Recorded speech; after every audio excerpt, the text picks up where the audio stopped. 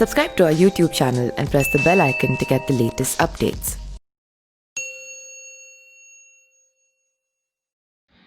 नमस्कार, मैं पिंटू सिंह यादव आप सभी का स्वागत करते हैं न्यूज़ लाइव में। बिहार में विधानसभा का चुनाव नज़दीक हो चुका है, यानी कि अब जो है चुनाव की घोषणा की जा चुकी है और सारे राजनीतिक दल जो है बिहार की विधानसभा के चुनाव की तैयारियां शुरू कर दिए हैं। लेकिन अभी भी बिहार में दो एनडीए अलायंस है, यानी कि एनडीए अलायंस है और महागठबंधन है, जिसको लेकर अभी भी सीट बंटवारा नहीं हो पाए है कि आखिरकार जनता दल यूनाइटेड कितने सीटों पर चुनाव लड़ेगी, भारतीय जनता पार्टी कितने सीटों पर चुनाव लड़ेगी, या फिर लोक जनशक्ति पार्टी कितने सीटों पर चुनाव लड़ेगी, या फिर जीतनराम मांझी की हिंदुस्तान आवामी मोर्चा कितने सीटों पर चुनाव लड़ेगी। अगर यह महागठबंधन की बात कर लें तो ये भी कंफर्म नहीं हुआ है कि आखिरकार जो राष्ट्रीय जनता दल यानी कि आरजेडी है वो कितनों सीटों पर चुनाव लड़ेगी, या फिर जो कांग्रेस पार्टी है उनका क्या सीटों का आंकड़ा होगा, या फिर आरएलएसपी के उपेंद्र कुशवाहा, या फिर हम अगर कहें तो विकासशील इंसान पार्टी के मुकेश साह ने कितने सीटों पर चुनाव लड़ेंगे। इसको लेकर कसमकस जारी है और कई सारे ऐसे मामले भी सामने आ रहे हैं जिसको लेकर ऐसा लग रहा है कि एनडीए में सब कुछ ठीक नहीं है। तो वहीं दूसरे साइड अगर आरएलएसपी की बात कर लें तो ऐसा भी लग रहा है कि महागठबंधन में भी सब कुछ ठीक नहीं है। लेकिन बिहार के विधानसभा चुनाव में सबसे ज़्यादा जो चर्चा एक नाम है वो नाम है चिराग पासवान का। चिराग पासवान भले ही एनडीए का हिस्सा हैं, भले ही उनके पिताश्री केंद्र में मंत्री हैं, भले ही एनडीए के साथ उनका केंद्र में अलायंस है, लेकिन बिहार की राजनीति में लोक जनशक्ति पार्टी के जो सुप्रीमो चिराग पासवान हैं उनको कहीं न कहीं समस्या दिख रही है, क्योंकि वो नीतीश कुमार को सीएम फेस मानने को तैयार नहीं हैं। और इसको लेकर कई सारे मामले सामने आए थे, जिसमें कोरोना काल के दौरान हॉस्पिटल की व्यवस्था, गरीब मजदूरों को जिस तरीके से प्रताड़ित किया जाता है, जिस तरीके से पूरे देश में कोरोना काल के दौरान पलायन को रोकने के लिए कई सारे स्टेप्स उठाने चाहिए थे, उसको लेकर भी नीतीश कुमार फेल रहे।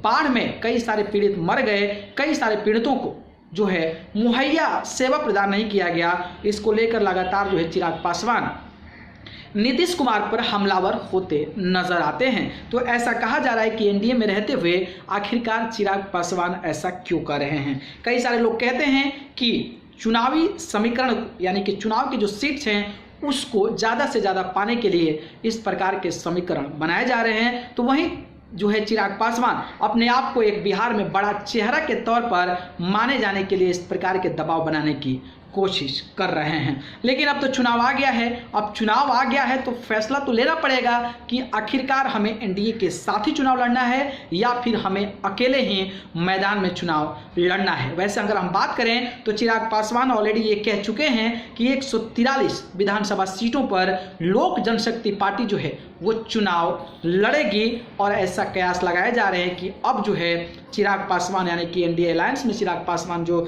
एलजेपी पार्टी के सुप्रीमो हैं उनका क्या व्यक्तित्व होगा, उनका क्या फाइनल डिसीजन होगा।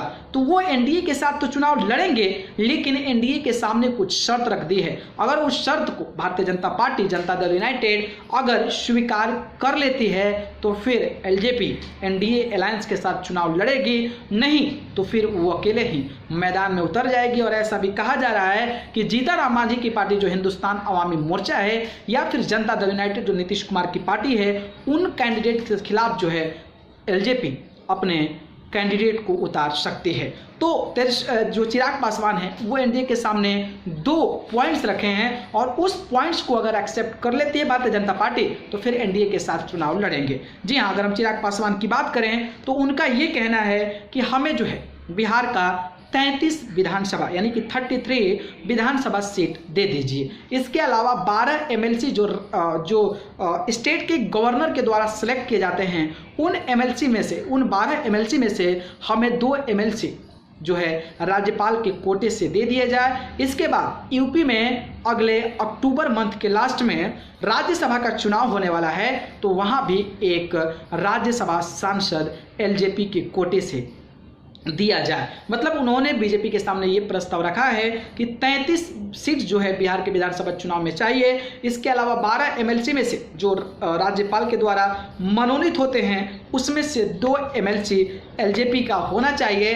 इसके अलावा अक्टूबर के लास्ट में उत्तर प्रदेश में राज्यसभा का सांसद का चुनाव होने वाला है तो उसमें से एक जो सीट है वो एलजेपी को दिया जाए। तो पहली शर्त इन्होंने ये रखी है। दूसरी शर्त ये रखी है कि 33 विधानसभा सीट पर चुनाव लड़ा जाएगा, लेकिन अगर बिहार में एनडीए की सरकार बनती है तो भारतीय जनता पार्टी के अलावा लोक जनशक्ति पार्टी का भी एक कैंडिडेट जो है डिप्टी सीएम बनना चाहिए, और कोई और कैंडिडेट नहीं बल्कि चिराग पासवान ही डिप्टी सीएम होंगे, ऐसा उन्होंने रखा है बीजेपी के सामने प्रस्ताव। तो अब देखना दिलचस्प होगा कि क्या बीजेपी अपने अलायंस को बचाने के लिए इस प्रकार के प्रस्ताव को मानती है या फिर चिराग पासवान को उस स्वीकार को अस्वीकार कर कर उनको अकेले ही मैदान में छोड़ देती है। ये तो देखना दिलचस्प होगा। लेकिन आपकी क्या राय है इन दो बिंदुओं पर? अपनी प्रतिक्रिया हमें कमेंट बॉक्स में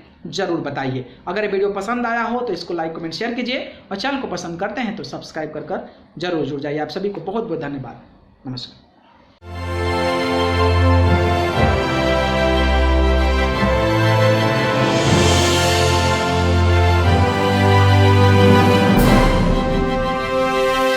Subscribe to our YouTube channel and press the bell icon to get the latest updates.